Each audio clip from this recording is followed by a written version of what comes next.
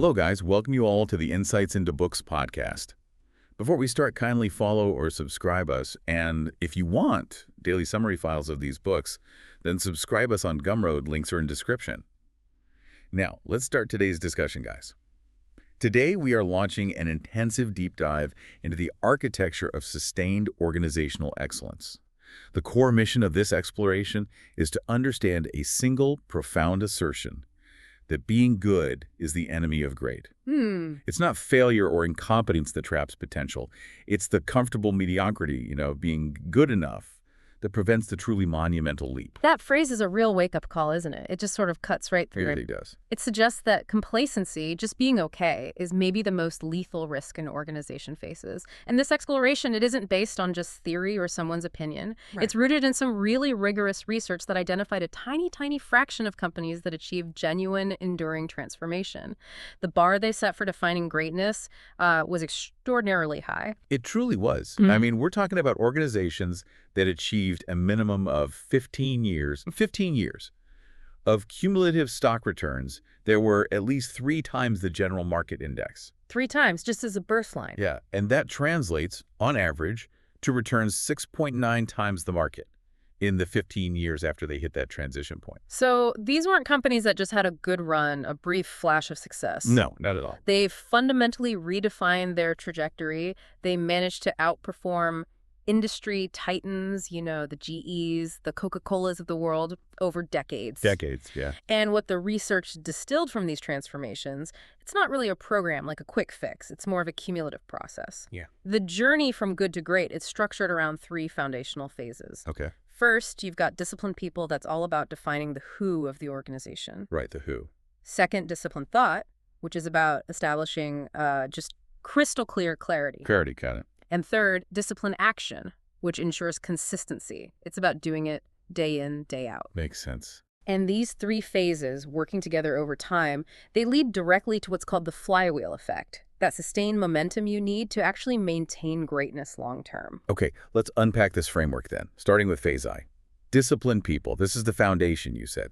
And the first finding here, it kind of challenges nearly every popular stereotype we have of corporate leadership. Level 5 leadership. It really does. It's kind of the paradox right at the heart of greatness. The research, initially they expected to find these really charismatic celebrity CEOs. Yeah, the ones on magazine covers. Exactly. The bold visionaries who demand the spotlight. But instead, what they consistently found were these level 5 leaders, individuals who somehow fused extreme personal humility with an intense professional will.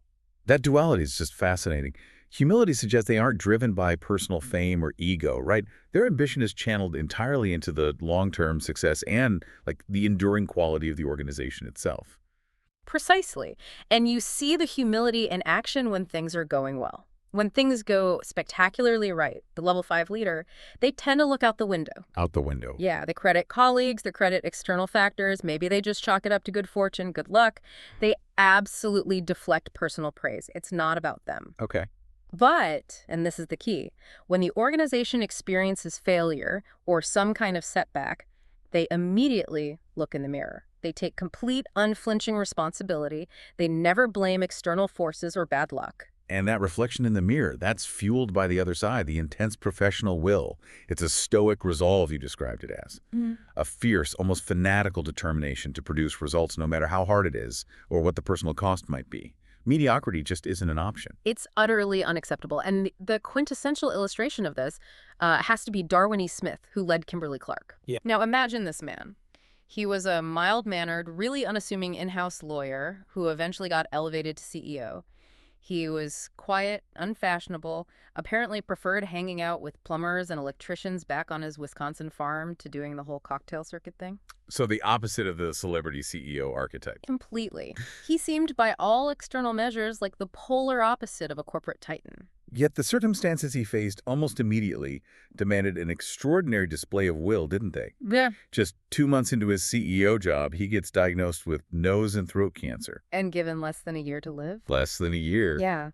And that's where the professional will became just undeniable.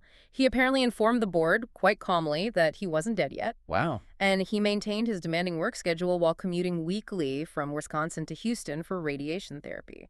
He lived for 25 more years, 20 of them serving as the company's CEO.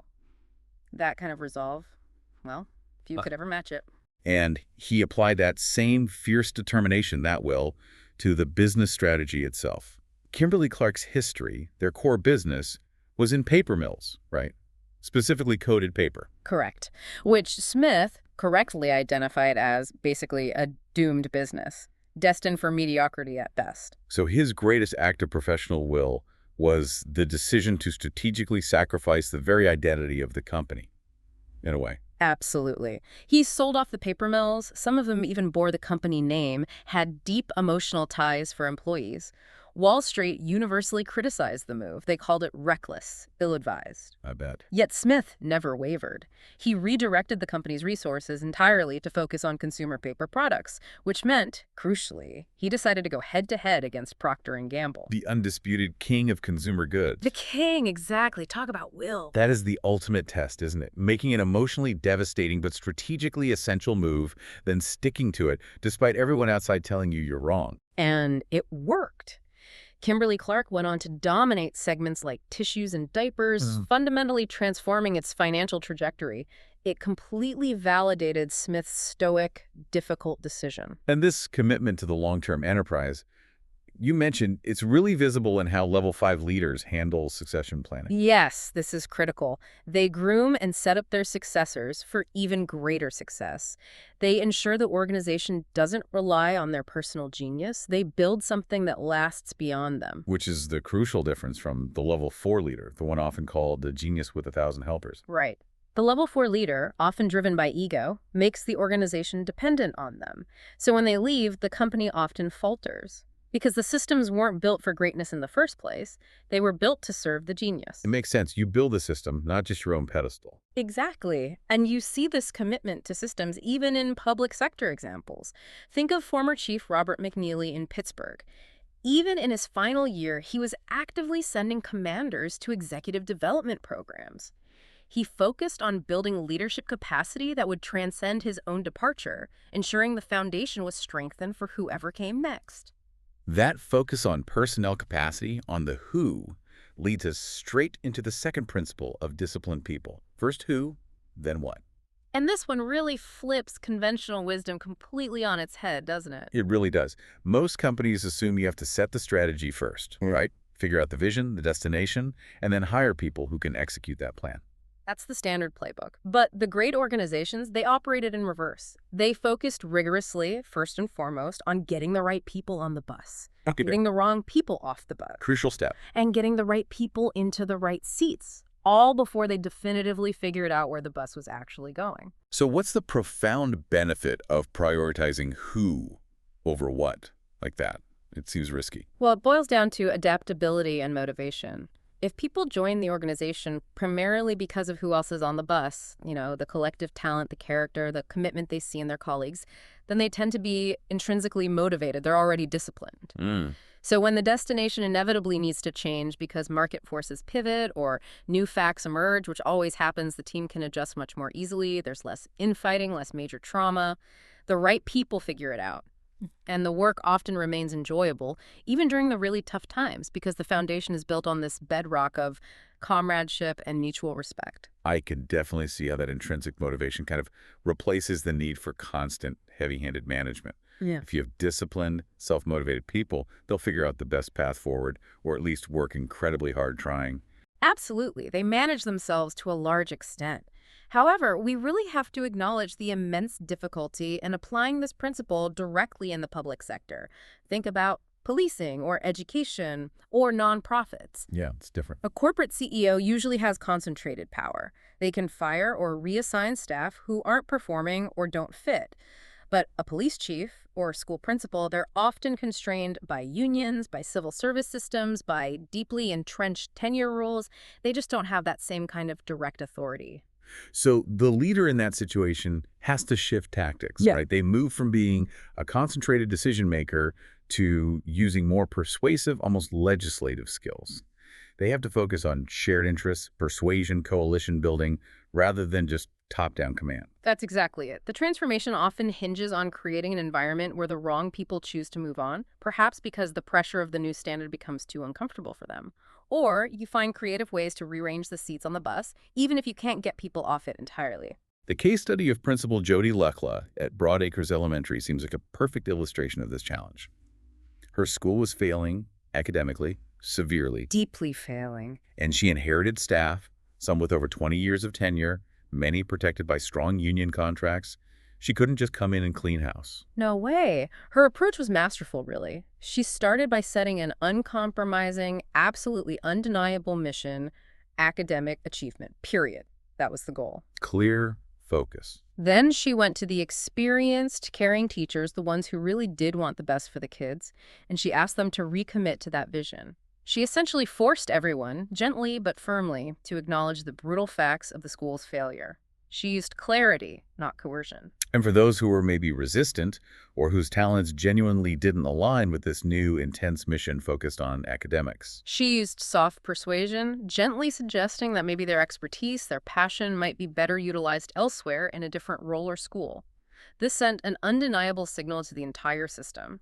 Things were changing, and mediocrity wasn't acceptable anymore. that's subtle but powerful. And critically, she did something brilliant. She integrated the head of the teachers union, Bonnie Cullison, into her core solution team. She made the union a co-owner of the new performance standards rather than setting them up as opponents. That neutralized the most powerful potential roadblock right from the start. Smart politics, really. Or legislative skill, as you put it. It is. And if removal is truly impossible, then you rearrange the bus. Chief David Cooper in Madison, Wisconsin, faced a similar challenge. He had a deeply entrenched B team of older officers resistant to new community policing styles. He couldn't fire them. So what did you do? He used criteria like anticipated future years of service and demonstrated commitment to the new direction to staff the really important long-range planning teams and the high-visibility community roles. Yeah. He effectively sidestepped those committed to the old ways, elevating those who embraced the new direction, giving them the influence. Kind of putting the right people in the driver's seat, even if others are still on the bus. Precisely. And sometimes you even see this physical redesign of the bus, too. The Arlington, Texas Police Department, for instance, physically restructured their facilities around geographic policing beats. They created specific physical spaces, offices, meeting rooms designed to facilitate interaction and information sharing among the supportive staff. Like creating little hubs of excellence. Exactly. What you might call flywheel teams, or maybe kitchen cabinets. They ensure that the supportive, disciplined people were constantly interacting, reinforcing the mission, and amplifying each other's positive impact. So it really boils down to this. Organizational design, even physical design, has to promote positive interaction among those committed to the mission, especially when personnel constraints are severe. You're consciously designing a culture of self-discipline from the ground up. You are. It's deliberate. Okay, moving now into phase 2, disciplined thought. Once you have the right people on the bus and in the right seats, the next critical task is finding that necessary clarity. And the first principle here is this really counterintuitive mental model. Confront the brutal facts, yet never lose faith. Yes. This is encapsulated perfectly in the Stockdale Paradox. It's named after Admiral Jim Stockdale. The Vietnam POW. That's right. Stockdale was the highest-ranking American prisoner of war in the infamous Hanoi Hilton for 7 long years during the Vietnam War. He survived horrific torture, isolation, and somehow maintained leadership for his fellow prisoners under the worst imaginable conditions. His experience taught him this core mental model for navigating extreme difficulty, didn't it? It requires 2 things simultaneously. 2 seemingly contradictory things. First, maintain unwavering faith that you will prevail in the end, regardless of the challenge. You must believe you'll get through it, while at the same time simultaneously confronting the absolute most brutal facts of your current reality. No sugarcoating. Faith and facts, together. Exactly. He famously detailed the fate of his fellow prisoners, and he asked, who didn't survive? It wasn't the pessimists, surprisingly. It was the unfounded optimists. Yeah, optimists. That seems backwards. The ones who constantly set specific, arbitrary deadlines. Oh, we'll definitely be out by Christmas, or we'll be out by Easter for sure. When those deadlines passed, again and again, they died of broken hearts. Their hope, because it wasn't grounded in reality, was repeatedly crushed by the harsh facts of their captivity. They lost the will to live. Wow.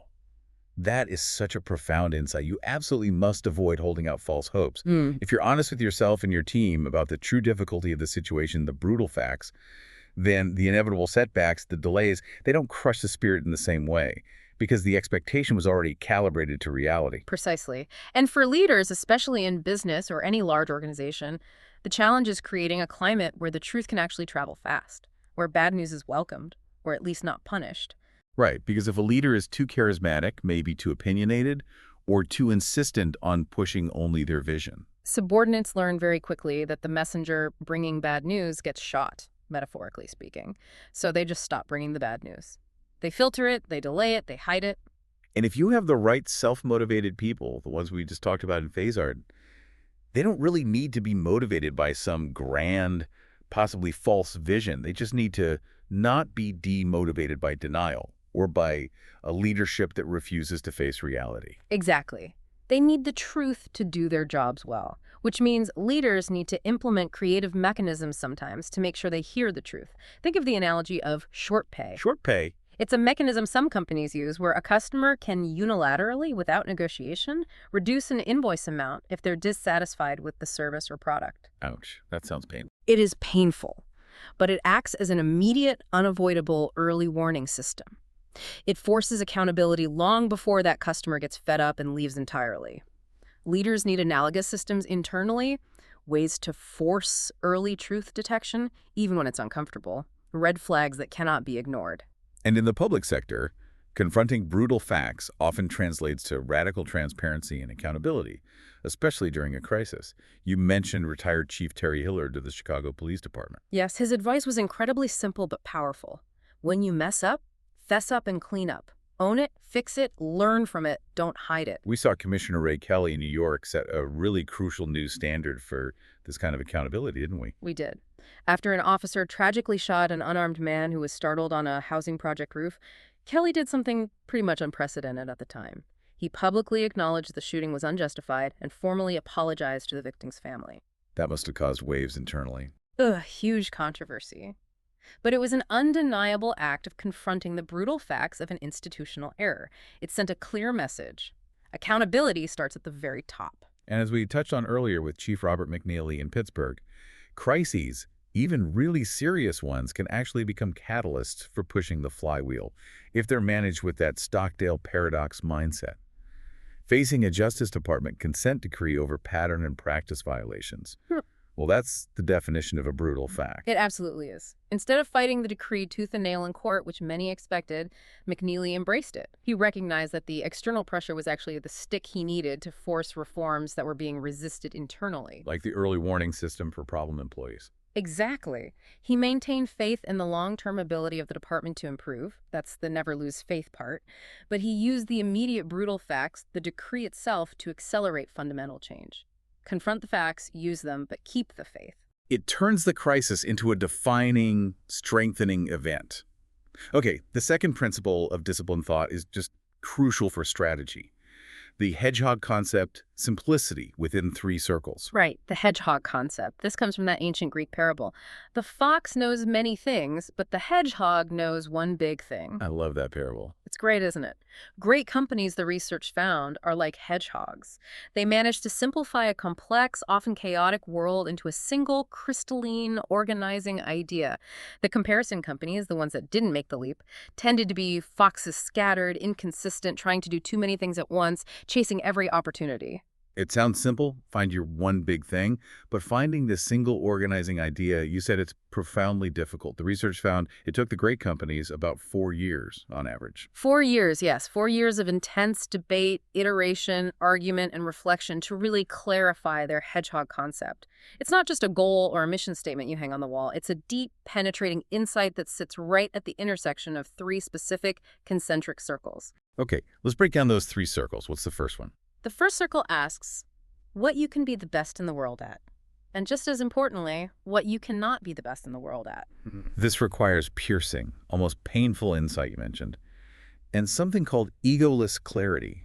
You have to transcend the curse of competence. Exactly. The curse of competence is this insidious idea that just because you're good at something, maybe even making decent money from it, that doesn't mean you can realistically aspire to be the absolute best in the world at it. Great companies had the intellectual honesty and discipline to discard activities, even profitable ones, where they knew deep down they could never achieve global superiority. Can you give an example? Wells Fargo is a classic one. They demonstrated this perfectly by consciously pulling back from their international banking operations. They were okay at it, competent, but they realized they could never be the world's best global bank. So they refocused relentlessly, doubling down on being the best bank only in the Western United States. That was a domain where they believed they could achieve world-class excellence. That takes immense humility, doesn't it? Admitting where you're not the best. An immense will to actually jettison history, tradition, maybe even profitable business lines. Humility and will, absolutely. The second circle then forces a harsh economic reality check. What drives your economic engine? Okay, what does that mean exactly? Drives your economic engine. It means identifying the single most important denominator, the metric that has the greatest and most sustainable impact on your cash flow and profitability. It's usually expressed as a ratio.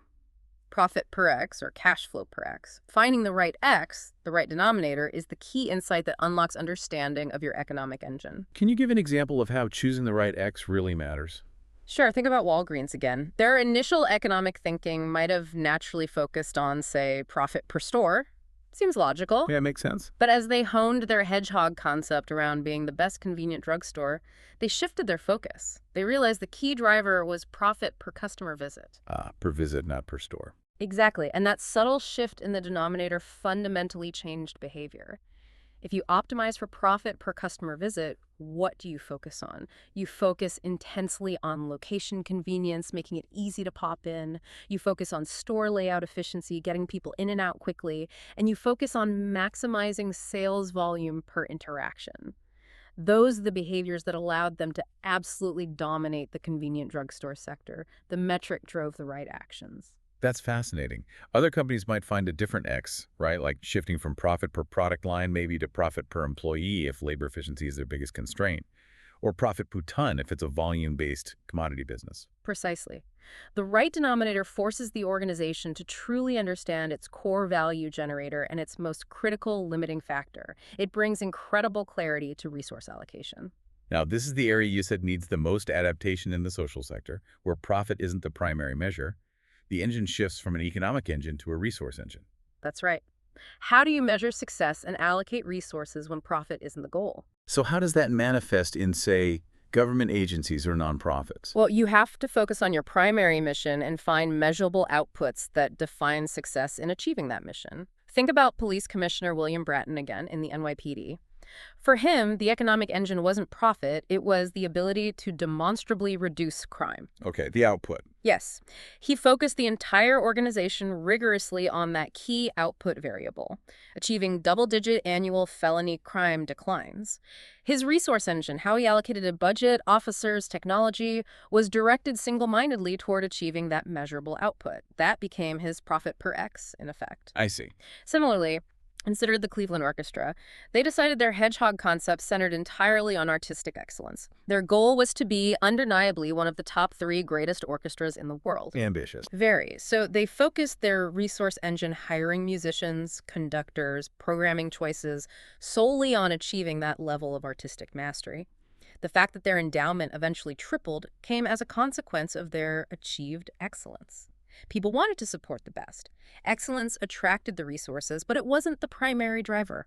Artistic passion and being the best was. Which leads us right to the third circle. What you are deeply passionate about. This one often seems the easiest to identify, maybe because it's inherent in why people join the organization in the first place. Often, yes. It aligns the work with core values, with what people genuinely care about. And where those 3 circles overlap, what you can be the best in the world at, what drives your economic or resource engine, and what you're deeply passionate about that intersection, that's the sweet spot. That's the crystalline hedgehog concept. But finding that intersection, you mentioned, it's not usually some brilliant flash of insight from the CEO alone in their office. It requires a dedicated organizational mechanism. You called it the council. Yes, the council. This isn't necessarily a formal committee, but more a standing, often informal body. Typically 5 to 12 people, usually drawn from inside, sometimes with key outsiders, who are dedicated to rigorous, fact-based debate about the organization and its environment. And their purpose isn't to set strategy directly. No, not primarily. They don't meet to make policy decisions or necessarily reach consensus. They meet to seek understanding, to grapple with the brutal facts, to argue constructively about the three circles. The executive, the leader, still maintains the final decision-making power, but the council ensures that decision is informed by diverse, deeply knowledgeable perspectives that relentlessly probe assumptions and challenge conventional wisdom. Their goal is deep understanding, which then informs the leader's hedgehog insight. So lots of debate, maybe even arguments. Healthy, robust arguments based on evidence, yes. Chief David Cooper's leadership team in Madison, which apparently met monthly to argue organizational issues with real intensity, serves as a great example of this council function in the public sphere. It ensured decisions were grounded in shared organizational insight, not just the whim of a single leader. Okay, so we have the right people, disciplined people, and the necessary clarity of thought, disciplined thought. We now shift into phase 3, disciplined action. This is all about consistency and execution, starting with building a culture of discipline. Right, and this principle is so frequently misunderstood. When people hear discipline, they often think of an autocratic leader enforcing strict compliance through rules and punishment. Like a tyrant, really. Exactly. But a tyrannical leader actually inhibits long-term discipline because it's imposed externally, not cultivated internally. This principle is about building a culture where you have self-disciplined people taking disciplined action because they want to, because they believe in the hedgehog concept and are committed to excellence. The research suggests that bureaucracy, all those rules and procedures, often arises as a symptom of failure, not necessarily as a cause of it. Precisely. Bureaucracy often gets installed to compensate for incompetence and lack of discipline lower down. It's what you do when you have the wrong people on the bus or the right people in the wrong seats. When you have the right disciplined people who are aligned with the hedgehog concept, much of that bureaucracy becomes cumbersome and, frankly, unnecessary. Because they manage themselves? To a large degree, yes. They don't need excessive supervision or complex systems of control dictating every move. They are internally driven to produce excellent results within the framework of the hedgehog concept. They understand the boundaries and operate effectively within them. Now, the most challenging and maybe the most crucial form of this discipline is the discipline to say no. Saying no to attractive opportunities that fall outside the three circles of the hedgehog concept, even if they look profitable or exciting in the short term. This is where having stop doing lists becomes just as important, maybe even more important than to-do lists. The organization has to be ruthless about eliminating activities that drain resources, time, or attention, but do not directly align with where they can be the best in the world and what drives their engine. It requires that stoic refusal to get distracted by mere competence or fleeting opportunities. The sacrifice that Cork Walgreen III made at Walgreens with their food service business seems like the perfect narrative illustration of this kind of tough discipline. Oh, it's a phenomenal story of strategic sacrifice and disciplined focus.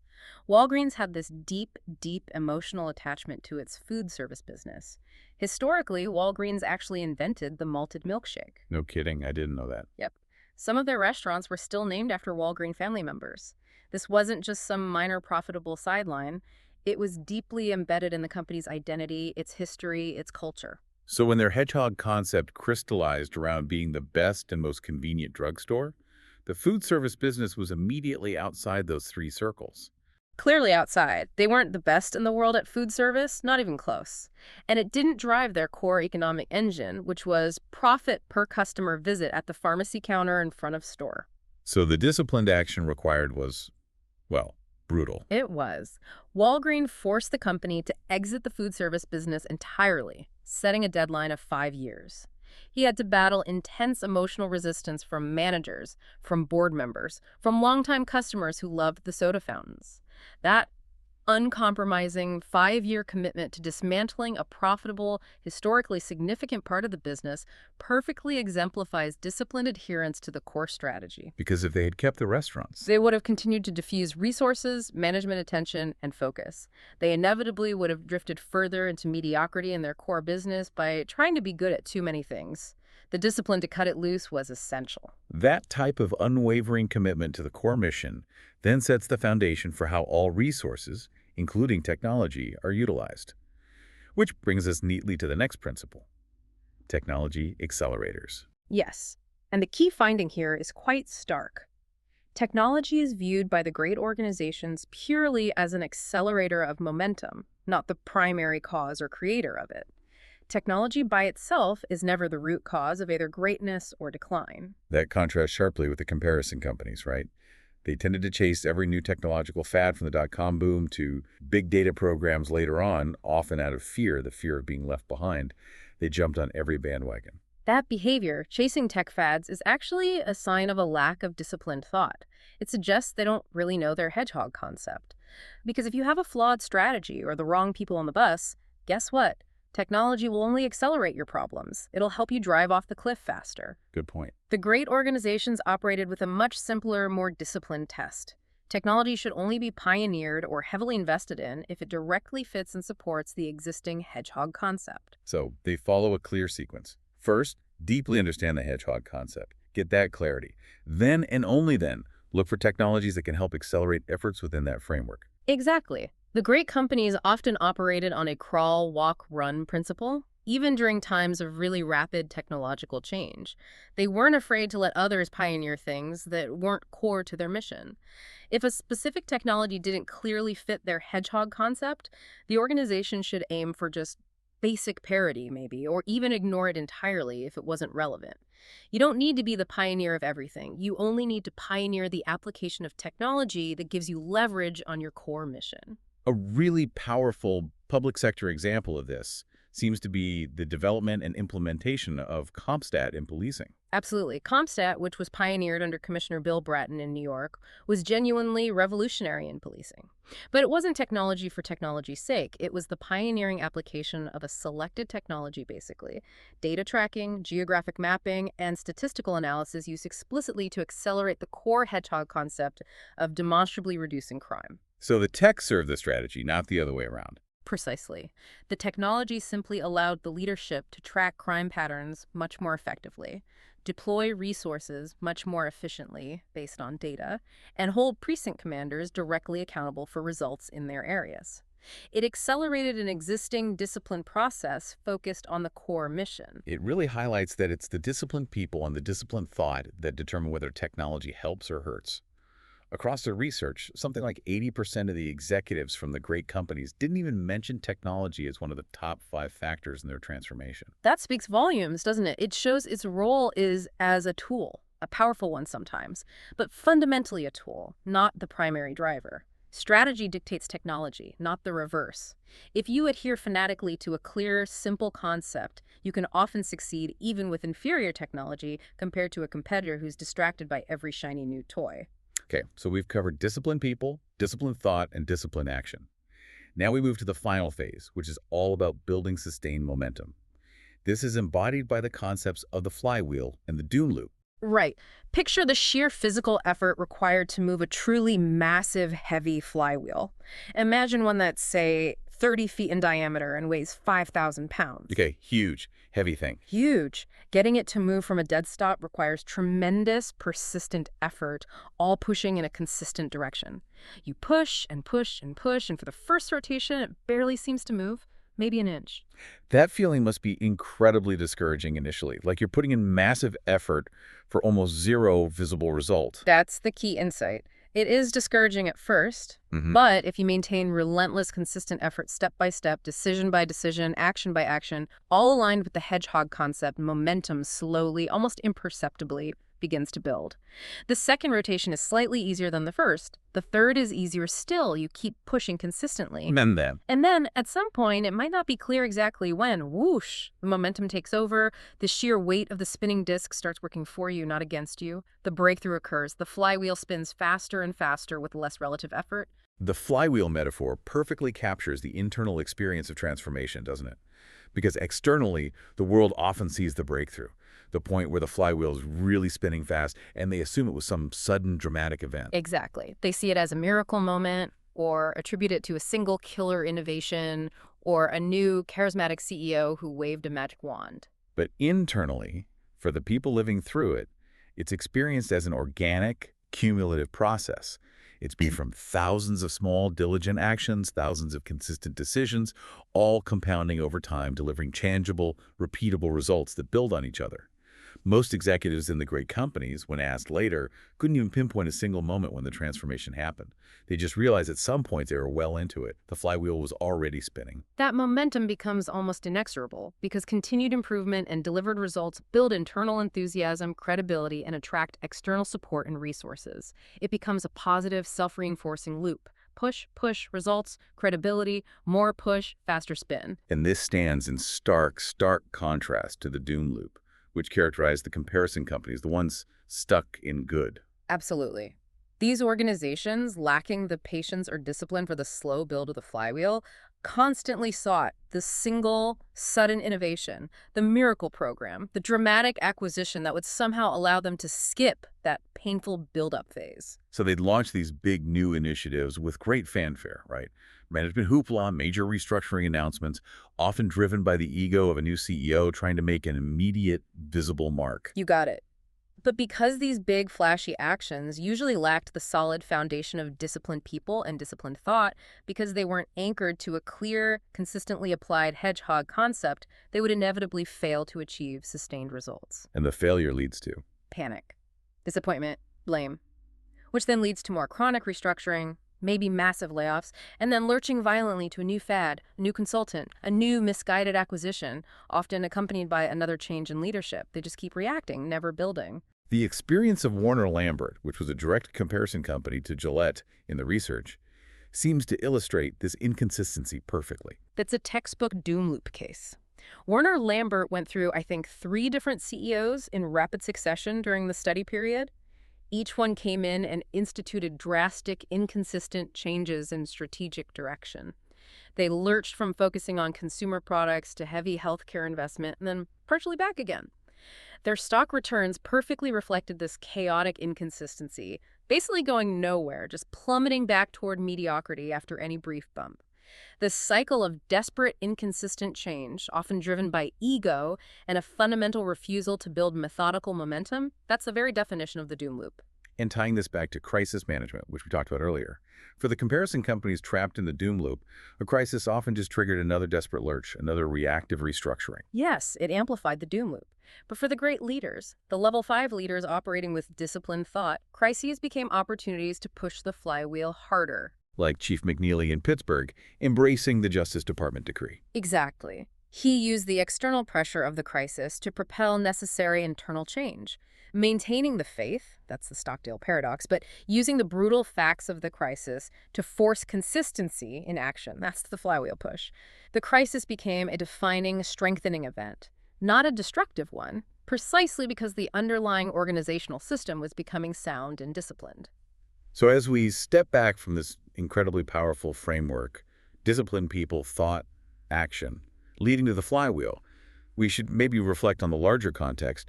Why even pursue organizational greatness? What's the point? Well, fundamentally, I think it's linked to creating something of intrinsic excellence, something that makes an enduring contribution, that lasts, that transcends the lifespan or tenure of any single leader. And that contribution, that sense of building something excellent and lasting, is what makes the work meaningful for the people involved. I believe so. It's arguably very difficult to have a great life without engaging in meaningful work. And by building a disciplined culture and an enduring system focused on a clear hedgehog concept, the focus shifts naturally from just chasing short-term financial returns to pursuing long-term, sustained excellence. Often, outstanding financial results become the natural consequence of that pursuit, rather than the sole objective. However, as with any powerful framework, especially one dealing with historical performance data, we absolutely must address the reality that no framework is impervious to scrutiny or criticism. That's a really critical point for anyone seriously engaging with these ideas. You have to look at it with open eyes. Critics have, quite rightly, pointed out certain methodological concerns. Things like how the specific transition date for each company was selected, raising the possibility of data mining to fit the theory. Right, finding the pattern after the fact. And perhaps more significantly, the issue of survivorship bias. Survivorship bias. That means because the study focused only on the companies that did successfully make the leap during that specific historical time frame, it might overlook crucial factors that caused other similar companies to try and fail. Or, maybe more importantly, it doesn't fully account for what happened to the great companies after the study's observation period ended. Precisely. And this is a valid critique. Some of the companies identified as great based on that specific 15-year window following their transition. Circuit City is a commonly cited example, later went bankrupt or declined back into sustained mediocrity. So does that invalidate the principles? Not necessarily. It doesn't mean the principles identified weren't the actual drivers of the transformation during the period studied. They clearly worked for those companies at that time. But what it fundamentally underscores is that success is not a static destination you arrive at. It is a continuous, dynamic, never-ending process of confronting reality, adapting, and pushing the flywheel. The question, okay, we're great, now what? Never ever ceases. Complacency remains the enemy. Which leads us perhaps to a final provocative thought for you, our listener, to consider. The entire framework we've discussed is designed primarily to show organizations how to move from being good to great. What if the greatest societal improvements, the biggest leaps forward for communities or nations, could actually be found by focusing intensely on moving institutions from bad to good? Interesting. Think about it. The most significant leverage for overall progress might lie not just in creating a few more great organizations, but in systematically eliminating the truly dysfunctional, harmful, or bad practices and institutions first. Creating a more pervasive environment of basic competence and functionality, getting more organizations to simply good, might be the necessary foundation upon which great can then be attempted more broadly. So ultimately, sustained greatness depends less, perhaps, on finding those rare individual level 5 geniuses, and much, much more on creating robust, great systems. Building a self-disciplined culture that is so deeply embedded that it persists and thrives long beyond the tenure of any single leader. It's the system, the culture, that ensures the flywheel keeps spinning consistently, adapting to new realities decade after decade. The system is the legacy. This was it on today's Book Guys. And guys, kindly subscribe and follow us for more such insights on various books. And also, do not forget to join our social media community to stay in touch and get updated.